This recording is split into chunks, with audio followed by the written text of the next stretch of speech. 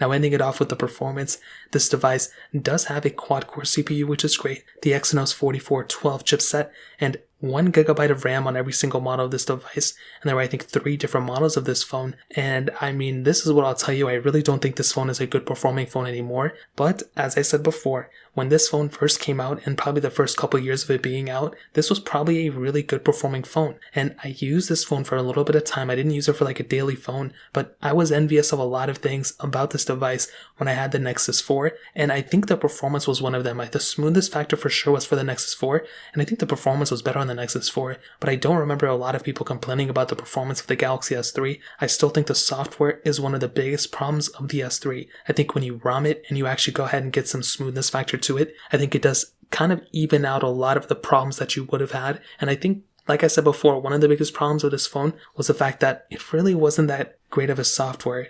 Forget the longevity or whatever. I mean, it was just so bad. It was just like glitchiness all over the place. There were just so many things running around. It was just so themed and so skinned. I'm so glad they switched to One UI and it's a little bit of an improvement, but I don't know what they were doing with TouchWiz. So I feel like the performance in this day and age isn't good, but for that time, I think it was okay, but I think it was still behind things like the Nexus phones of that year and probably even the iPhones. But I am glad that this phone came out. I'm glad that it got the performance and everything that it did, but I think it was really kind of succumbed to its software. I think that's probably the best way to put it. So in terms of performance, that pretty much covers it up.